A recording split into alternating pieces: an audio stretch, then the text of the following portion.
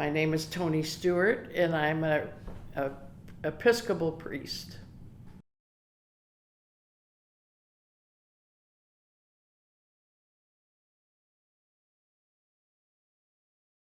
Our family never went to church. I didn't know anything about church or any religion. Our grandmother lived with us, and she told me about God. But her life was kind of sad. And when she told me about God, she got all kind of sad. When she told me about God, I thought, oh, God must be scary. But I started saying my own prayers when I was little. I don't know why that, but I never went to Sunday school. I didn't know anything about it. But I started saying my own prayers, and God became very real to me. It was a private thing, though. I didn't talk about it outside, It was all inside here. Well, it's not really up to me. The first time it sort of came up was a member of my steering committee. I was working for a peace and justice organization, and a member of my steering committee was a priest, and he said, Toni, you ought to think about being a priest. And I thought, that was the most absurd thing I'd ever heard. I mean, I know myself pretty well, and I have not always been a wonderful person. Come on. So I sort of discounted that idea. But the thing of it is, God kind of nudges you I always figure God's got big elbows and kind of nudges you in the ribs, kind of. And so I began thinking about it, and finally I thought, well, I know God uses the strangest people. And if God wants me to be a priest, then okay. So I kind of started exploring it a little bit. And the first thing you have to do is go see the bishop. I didn't even know that. I started exploring seminaries, and I lived in Pasadena, so I went over to Fuller Seminary. Oh, they said, great, we can give you a full scholarship. And I said, well, I have to be here full time? They said, yeah, for a full scholarship, you have to be here full time. Well, I still had one child at home, and she was used to groceries on a regular basis, and I had a job, she was in high school. So I said, I can't go to school full time. They said, well, sorry, no scholarship then. So I went to another seminary, and pretty soon I found one I liked. It was called Bloy House, and it was in Claremont, and I thought it would pretty much fit my needs, and so I started going to seminary. And I had a sponsoring church, which was St. Mark's in Altadena. It was kind of a small congregation, but I liked it a lot, and I liked the people. But they had no idea that this path was opening up for me. And so the priest, Father Richard, said, Toni, I want you to read the gospel next Sunday. Well, in the Episcopal Church, the gospel is a very big deal. You generally have 3 Bible readings, the Old Testament and something from the New Testament, and then something from the gospel. And the person that reads the gospel is pretty important. So my heart was pounding. I thought, well, this is going to let this whole congregation know about my path that I've been called to do. I knew what the gospel, I think it was the story about that Jesus tells about the sower. The man goes out to sow and throws seeds everywhere, and some seed falls on rocky ground, and some seed falls among the thorns. Maybe you've heard this story. And I'm pretty sure that was the gospel that morning. And so the time comes for me to walk out in the church. The gospel reader is not up there by the cross. You have to take the book, the special gospel book, and walk down in the congregation. And it's a big deal.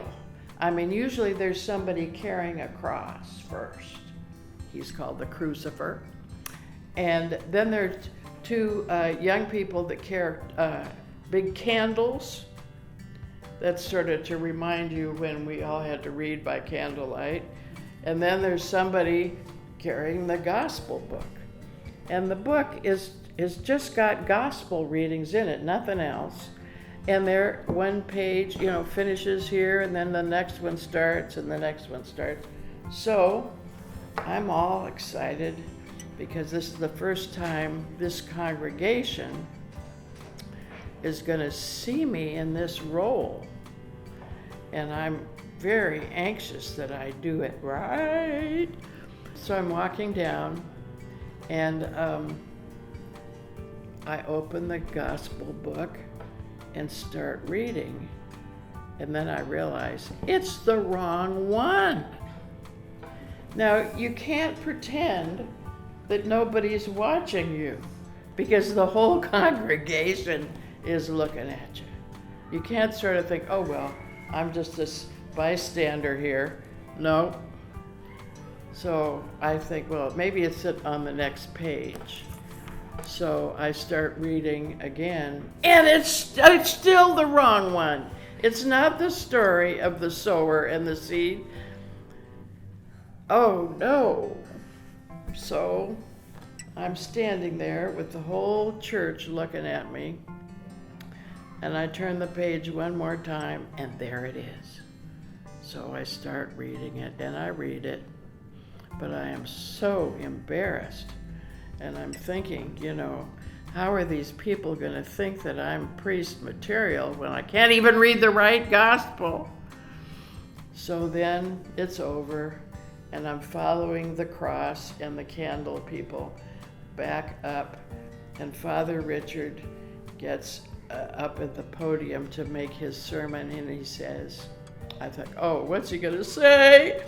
He says, may Toni always be lost in the gospel. And so I was ordained in 1990. I was not one of the first women. I was sort of in the second wave.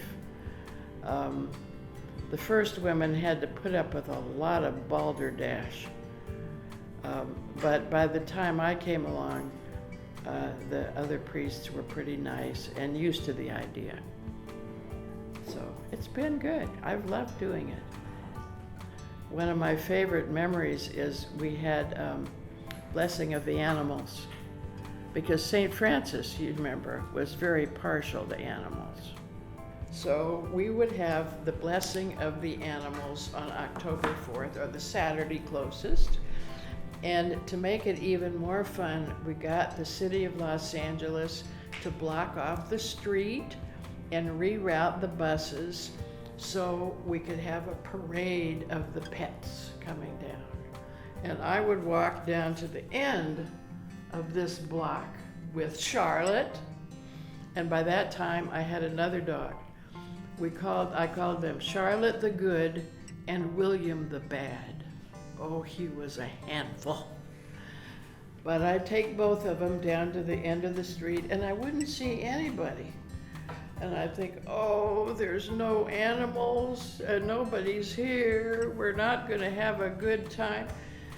And so I'd get to the end of the street, and then exactly at 10 o'clock, car doors would open, people would come out from behind bushes, and everybody had an animal with them, and we started the parade. And I got to be in the front. And we had a guy playing the flute and somebody else banging the drums, and then all of these animals coming down the street, mostly dogs, This was not a cat sort of a thing. Cats don't like this. But one year we had a horse, and another year we had a red wagon full of turtles, and one little girl brought her goldfish in a bowl. And then they would come down the street, and into the church courtyard, and I would throw water on them. That's how you bless. You throw holy water on them and bless them. Say, I bless you, Fido. And then we'd have treats. We'd have treats for humans and treats for four-legged people. Dog biscuits and bird seed. I don't think we ever had any birds. And I would bless everybody in the courtyard, and then people would go home. And anytime I went walking around in Atwater Village to all the little shops, people would say, "Oh, you blessed my dog, and he died anyway." Oh. Or you blessed my little puppy and he got better, you know. So that was one of the funnest things.